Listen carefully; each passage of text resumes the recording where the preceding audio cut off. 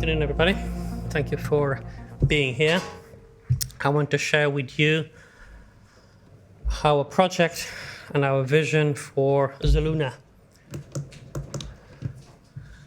We are a TCR-based company. We're developing TCRs with two approaches, either an autologous T-cell-based approach with a differentiated MHC class II TCR, or, is that a pointer? No, don't worry about a pointer. Or a off-the-shelf TCR NK based on a proprietary technology, as well as our TCRs, and a recent piece of news that came out today, and I'll come to in a minute. Our lead asset is an MHC class II targeting H3 and should go into the clinic in the beginning of next year with the first patient towards the end of the year. We have an international team that either relocates, lives, or commutes to Oslo with experience in developing, researching, and manufacturing cell therapy. And the value proposition that we bring starts on the fact that solid cancers remain an unmet medical need. CAR-T have a challenge to address solid tumors. TCRs have a better opportunity, but still they deliver under the expectation. And we believe that an MHC class II, by a mechanism of action that I'll detail in a minute, has a better opportunity. And beyond that, we want to take that to an allogeneic off-the-shelf approach. That is conveyed in the couple of buckets that we have in our portfolio, with both the autologous, focused again in MHC class II, either that we have and that we'll continue to expand, and the allogeneic on the TCR-NK approach. If we go to the core of our business today, I mentioned to you the CAR-T versus TCR, and the fact that the CAR-T, even though it has made enormous benefit, has brought enormous benefit to patients, has done so in hematological malignancies, and is not being able to do so in solid tumors for a multitude of reasons that here we just exemplify, saying it kind of gets stuck at the entry of the tumor by the high binding and specific mechanism of the antibody, which is the CAR, versus the penetration and the ability of the interaction of the TCR, the natural mechanism of T cells of targeting antigen. And in addition, being able to go to a broader range of antigens. In that context, I'm sure you're all familiar what is adoptive cell therapy is.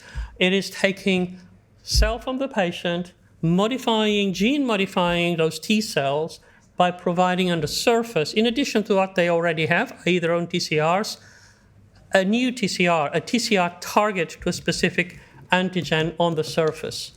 Now, TCR therapy has delivered already quite a series of results. And you have here just a snapshot of published data on TCR studies. And you will see that the majority of them give you two takeaway messages. One is acceptable safety. You know, the fight that takes place in the blood in hematological malignancies is a strong fight and leads to very active CRS and neurological side effects. We see less of that in TCRs. We do have proof of efficacy. We do see efficacy, but I would agree with you that all of that is a little, as I said, behind the expectations that we have seen, for instance, in CAR-T hematological malignancies. Nevertheless, there is a grounds to continue to work with TCRs, but though majority of them are in class I, there's only one published study with an MHC class II from Rosenberg and IH, which is actually an asset that Kite acquired and is currently in development. And why is MHC class II particularly relevant in this context? The class I that you see there rests on the direct recognition, direct effect, cytolytic activity, one-to-one, so to speak, between the product, i.e. the cell, the modified cell, and the cancer cell. MHC class II rests on a broader mechanism. It can also deliver a direct kill, and we have evidence of that. But beyond that, is able to modify the macrophage, and you saw that on the previous presentation, the ability to have the activity of the macrophage impact on the solid cancer. But beyond that, can also interact with other professional immune cells and deliver epitope spread, i.e. a range of additional CD8 cells that target a broad range of the cancer antigens, very much like the TIL effect. The opportunity of MHC class II through the interaction to the antigen at the site of the tumor and deliver that epitope spread is key to the success against solid tumors, and we believe that this is a key element of a differentiated approach that we have and also Kite invests in. Our target for this MHC class II takes H-TERT. H-TERT is it's a surface expression of telomerase, which is essential for the survival and persistence of the cells, so difficult for the cancer to escape. And we have an MHC class II that is, again, a very prevalent HLA type. The asset that we have comes from immunization of cancer patients. So it's actually from in vivo patients, material from patients that had not only a long-term immune response, but a long-term clinical benefit. It's difficult to source MHC class II, and that's also why both ourselves and Kite use material from immunized patients. We have the advantage of having that long-term follow-up and have a potential correlation with that long-term benefit. If we put the prevalence of our HLA, the prevalence of the H-TERT, and apply it to late-stage cancer patients, we have a significant patient population, target patient population, and significant market opportunity. If you look at the preclinical data, and I will not elaborate, we have documented direct cancer cell killing.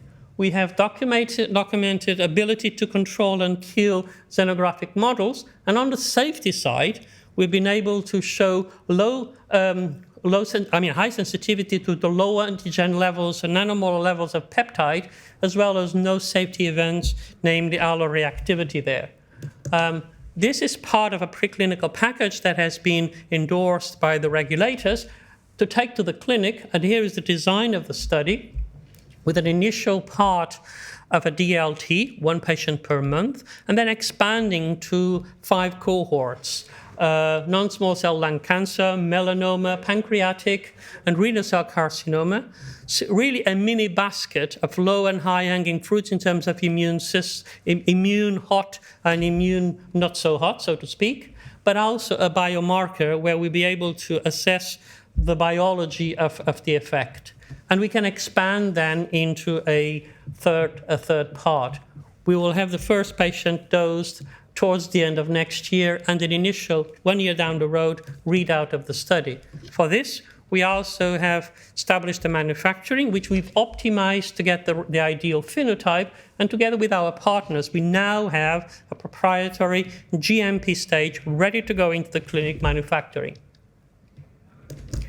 Let me now switch gears and tell you about the other side, which still rests on TCRs, but addresses the allogeneic off-the-shelf, i.e. multiple doses from one donor, one batch, multiple doses, against the autologous, which is one donor, one batch.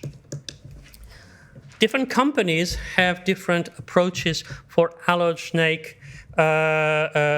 cell therapy. We rest on the opportunity of using NK cells. I'm sure you're familiar with the fact that, first of all, NK cells are a potent effector. They have been documented in terms of the ability they have to control and be part of cancer fight. They can be used allogeneic, so they are recognized They are hardly recognized, so they can be used allogeneic, and they can be targeted, and they are being targeted with CAR. Based on that, the academic group has developed research and published research where we've been able to show that by transducing NK cells with the TCR CD3 complex, we're able to have those NK cells functional and targeted with a TCR, both in cytokine, chemokine, and cancer control activities.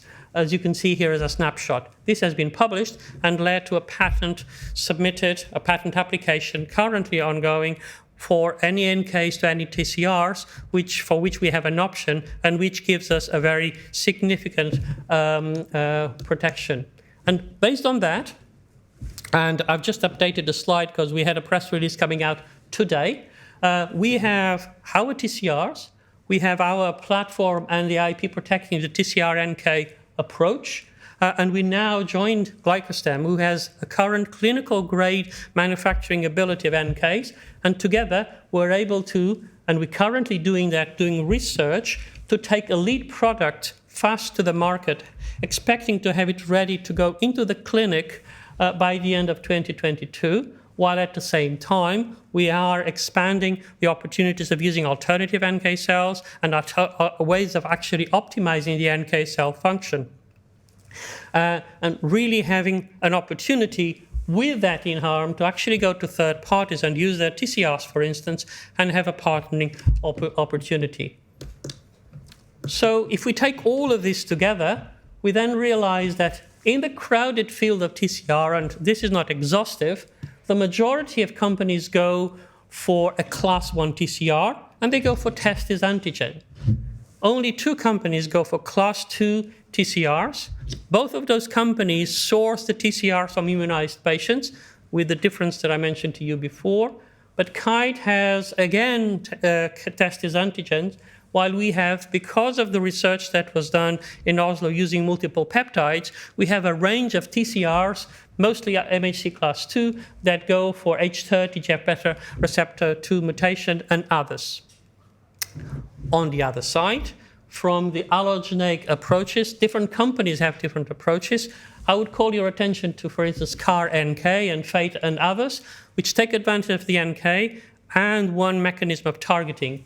We, as I mentioned to you before, have a unique opportunity to actually use that power of that cell, but target with our technology and our assets of TCR. So giving us a unique position for an allogeneic TCR-NK-based approach.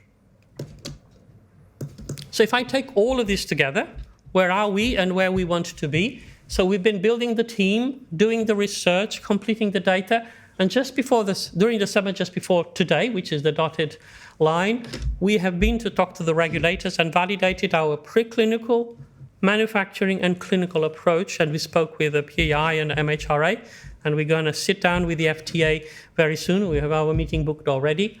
And we're now, past the today date, in the very near future, completing the preclinical package, getting ready to the clinic, submitting clinical trial application towards the end of the first quarter of 2020, and then expecting to have data by the end of 2021.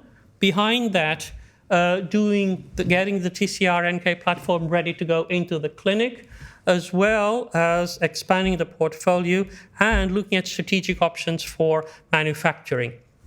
Should I say that it is for that we're currently on the road trying to raise towards 30-35 million to deliver precisely on that. Clinical data on the first asset, clinical readiness on the second asset, which is also a platform, expanding the portfolio in terms of TCR and NK functionality and NK sources, and looking at strategic options for manufacturing here in Europe as well as in the US and beyond. And we aim to conclude that fundraising towards the end of the first quarter of next year, and have it done for the next 3 years to deliver on that, as I mentioned. With that, I think we have a great team, a differentiated positioning, targeting an unmet medical need in solid tumors, and with a series of milestones, value-adding milestones over the next 3 years, for which, like everybody else, we're trying to raise money. Thank you.